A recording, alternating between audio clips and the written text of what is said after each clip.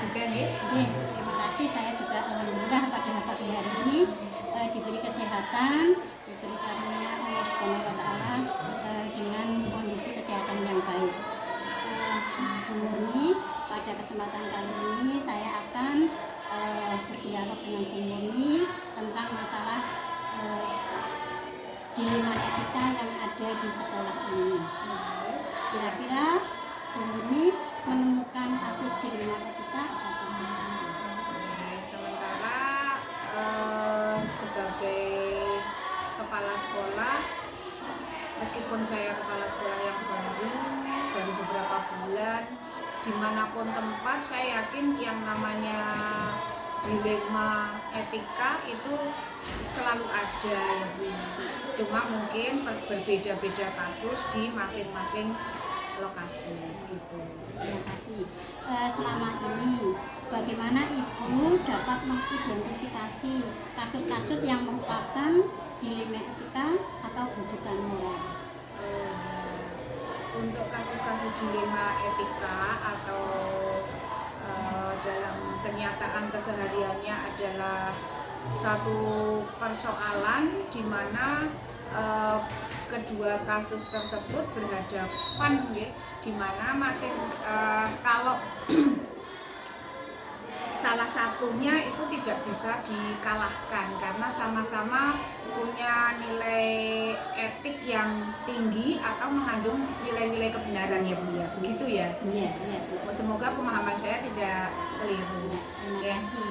Kemudian selama ini bagaimana Ibu menjalankan pengambilan keputusan di sekolah Ibu, terutama untuk kasus-kasus di mana ada dua kepentingan yang sama-sama benar atau sama-sama mengandung nilai kebajikan?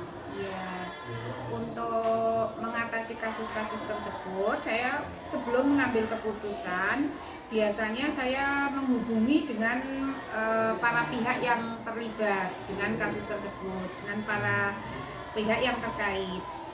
Kemudian setelah mereka terhubungi, biasanya saya membahas masalah-masalah tersebut dengan cara berdialog atau dengan cara bermusyawarah, dengan meminta informasi dari berbagai pihak.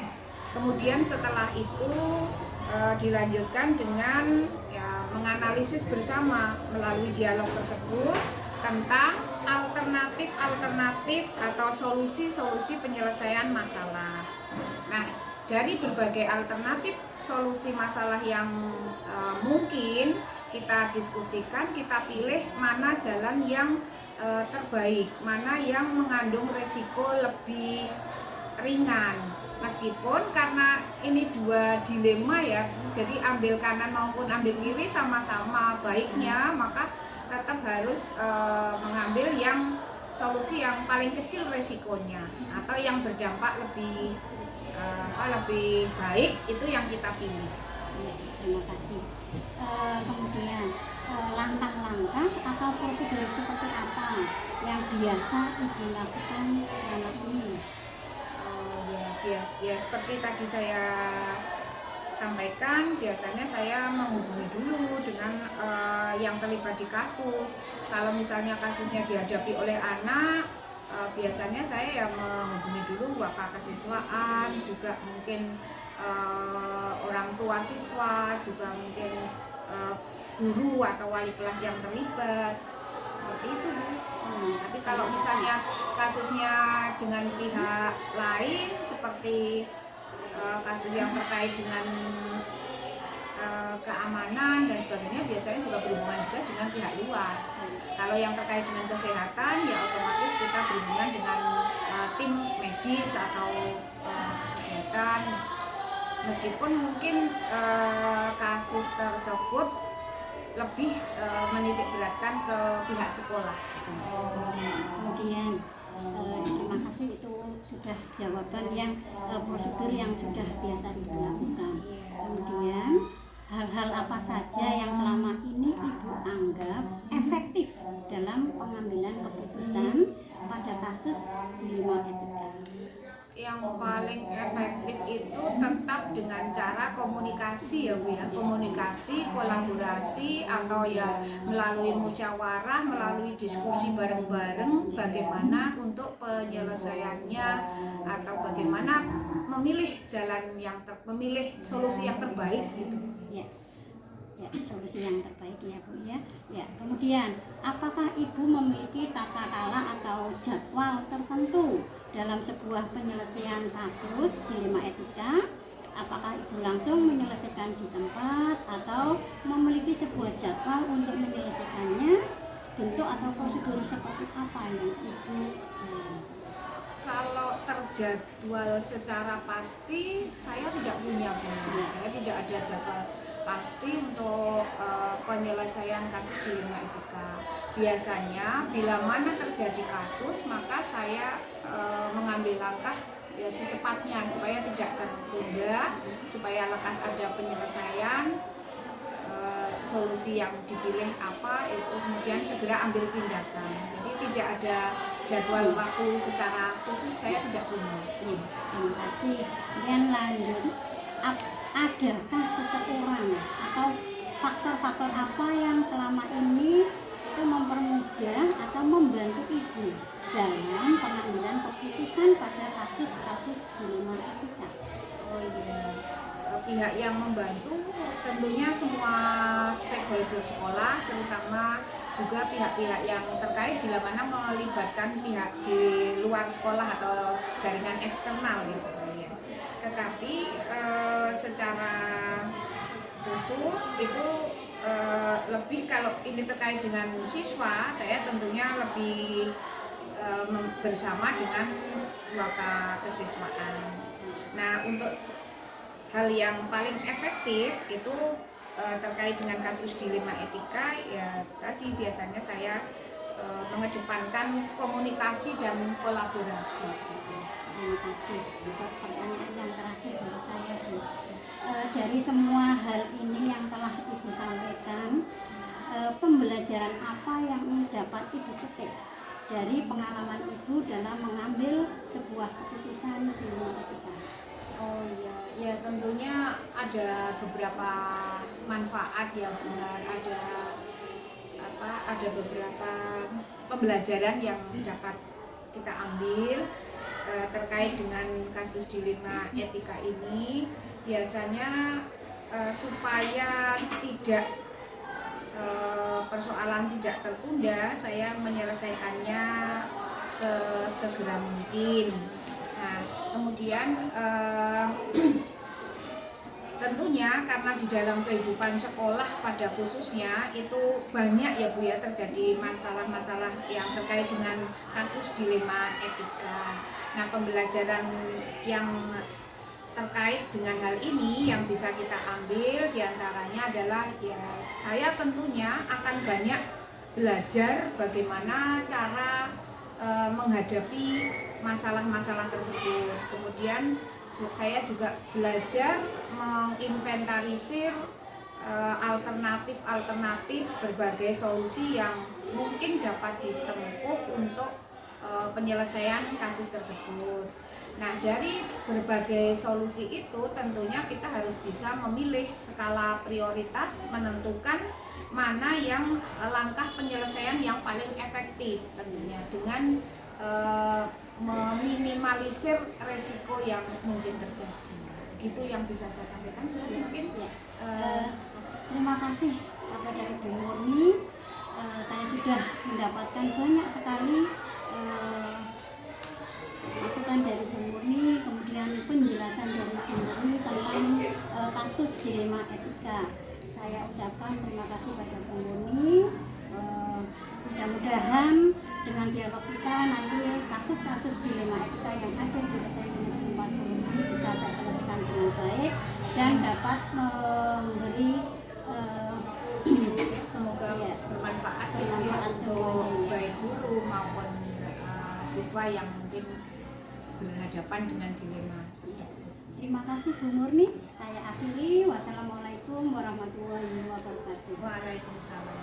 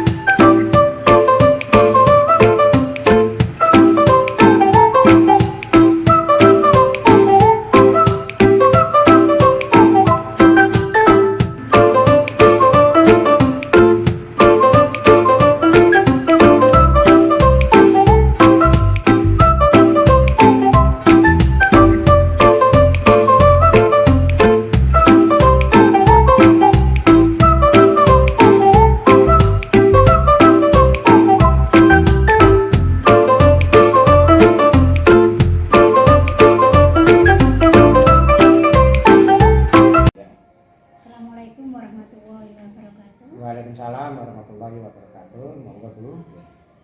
Selamat siang Pak Budi. Selamat siang. Ya. Terima kasih. Kita sudah bertemu pada kesempatan kali ini. Bagaimana Pak Budi kabarnya? Alhamdulillah keluarga sehat dan keluarga di SMP Negeri 20 juga sehat walafiat semua. Termasuk mahasiswa. Ya. Terima kasih. Mudah-mudahan dengan kesehatan kita hari ini kita akan berbincang sedikit wawancara tentang kasus-kasus dilema etika yang ada di sekolah Bapak.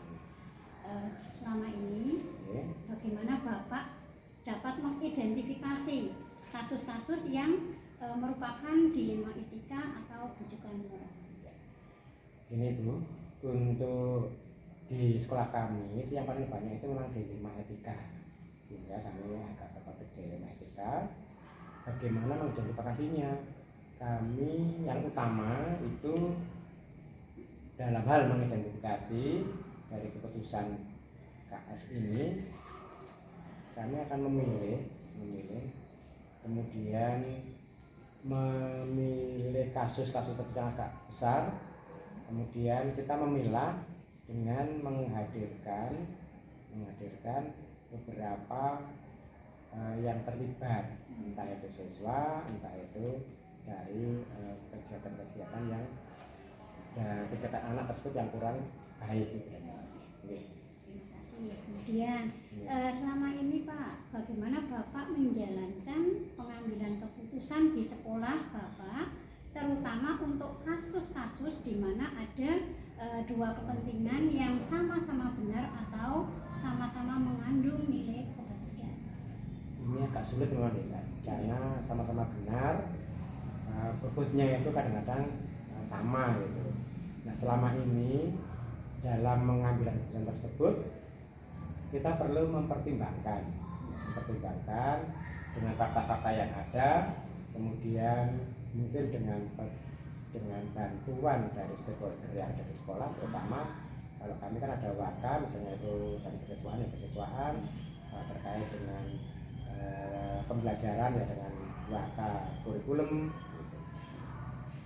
Sehingga utamanya yaitu untuk kasus-kasus terutama dilema etika ini kami menilaikan yang paling dua kasus atau dari yang sama-sama nilainya sama ini yang tertinggi nilainya itu yang kita angkat dan kita selesaikan dan kita ambil keputusan. Terima kasih. Langkah-langkah atau prosedur seperti apa yang biasa Bapak lakukan selama ini? Ini memang proses ya. Jadi langkah-langkah atau prosedurnya dalam mengatasi dilema etika ini yang pertama identifikasi atau mengenali kasus-kasus tersebut, kemudian kami mengumpulkan fakta dengan melibatkan siapa-siapa yang terlibat. Kalau itu anak ya nanti siswa kita undang, kemudian kalau itu kaitannya dengan pihak luar ya kita undang pihak luar. Dan yang terakhir yaitu diadakan musyawarah pertemuan dengan melibatkan stakeholder yang ada di sekolah, sehingga kami langkah ini kita ambil yang terbaik untuk sekolah, dan satu lagi yang penting tidak merugikan anak atau mematikan semangat anak. Itu yang pertama.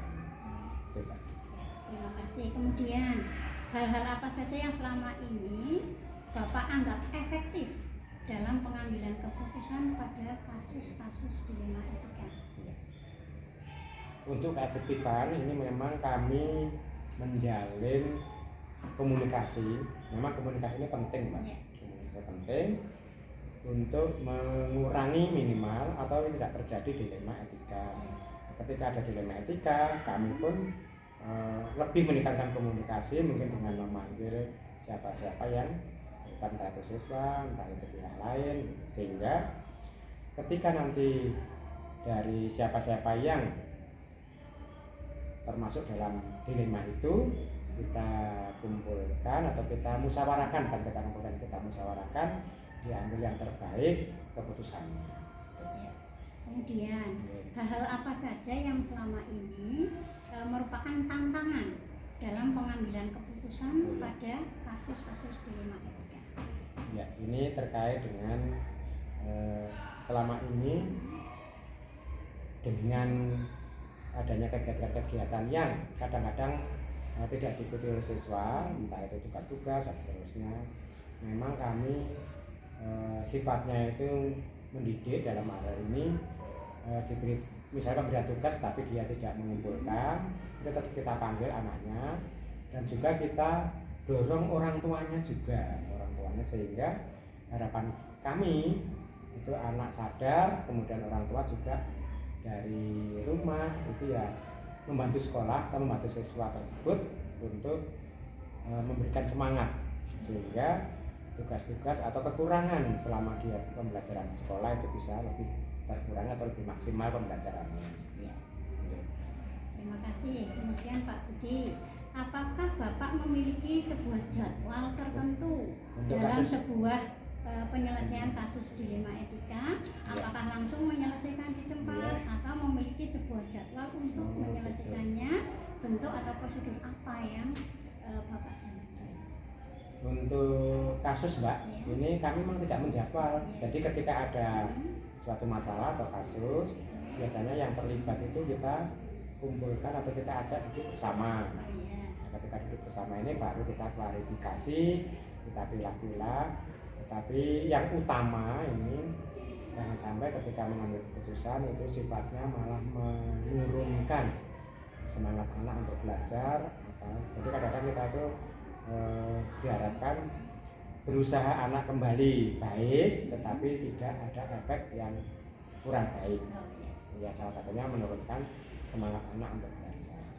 Terima kasih. Kemudian lagi Pak, adakah seseorang atau faktor-faktor apa yang selama ini mempermudah dan membantu Bapak dalam pengambilan keputusan dalam kasus-kasus dilema etika? Ada beberapa seseorang atau beberapa orang yang membantu kami. Misalnya ketika ada sesuatu dilema atau kasus, biasanya kami memanggil, kalau itu kaitannya dengan pembelajaran dan anak, itu mesti kesiswaan, bakal kesiswaan dan bakal kurikulum. Kita duduk bersama dan anak-anak yang terlibat atau yang mengalami dilema itu ya kita panggil, kita ajak duduk bersama. Dalam hal ini kalau perlu orang tuanya dipanggil ya, orang tuanya, kalau enggak kita cukup mengatasi anak tersebut apakah berubah atau tidak. Dan satu lagi, kami juga mempunyai database dari kelas 789 terkait dengan nama anak, kemudian desanya di mana, nama orang tua dan nomor HP orang tua, sehingga ketika ada sesuatu yang sifatnya mendadak, kami perlu mengkomunikasikan dengan orang tua, ya hari itu juga akan kami komunikasikan lewat HP atau alat komunikasi yang lain. Terima kasih. Kemudian yang terakhir Pak Budi, dari semua hal yang telah disampaikan, pembelajaran apa yang dapat Bapak petik dari pengalaman Bapak dalam pengambilan keputusan dilema etika? Ibu, untuk pembelajaran yang kita petik dari mungkin ada kejadian-kejadian itu, pembelajaran petik itu, pembelajaran yang utama itu sebenarnya komunikasi. Kita bisa berkomunikasi dengan anak, dan ini sebaiknya memang awal masuk di sekolah itu kami atau kita itu sebagai mungkin kepala sekolah, guru itu bisa menyalami anak, mungkin dalam hal selamat pagi atau assalamualaikum, tetapi lebih utama lagi dengan menyalami, kemudian minimal menanyakan apakah sudah sarapan atau belum, sehingga anak ketika masuk di halaman sekolah pagi itu sudah merasa bahwa saya disapa. Kemudian ketika mau belajar, ternyata dari keadaan rumah pun ditanyakan. Mungkin bagi kita itu biasa, tapi bagi anak kadang-kadang hanya ditanya apakah kamu sudah sarapan. Dia kadang-kadang menjawab sudah, karena mungkin anak malu. Tetapi ketika dia memang betul-betul belum sarapan, ya kita bisa memberikan pertanyaan. Intinya kita membuat pertanyaan, apakah kamu sudah sarapan? Anak belum selesai menjawab, mungkin kita tambahi dengan lauknya apa atau sayurnya apa, sehingga kalau dia jujur, otomatis dia langsung menjawab dengan benar, entah itu tempe, entah itu tahu atau lain. Tetapi ketika dia belum sarapan kok ini kita latih, ya tadi sarapan tenan atau sarapan betul atau masih kami menjawab iya gitu. Nah, ini untuk menjalin komunikasi itu penting sehingga anak dari awal merasa bahwa saya nyaman di sekolah dan disapa di sekolah. Tapi komunikasi anak komunikasi orang tua itu penting. Itu pembelajarannya. Oh, iya. Terima kasih Pak Budi untuk wawancara pada siang hari ini. Mudah-mudahan hasil dari wawancara ini menambah pengetahuan bagi saya dan bermanfaat bagi kita semuanya, khususnya untuk anak-anak juga dan pendidikan pada umumnya. Saya akhiri. Wassalamualaikum warahmatullahi wabarakatuh. Waalaikumsalam warahmatullahi wabarakatuh. Semoga sukses.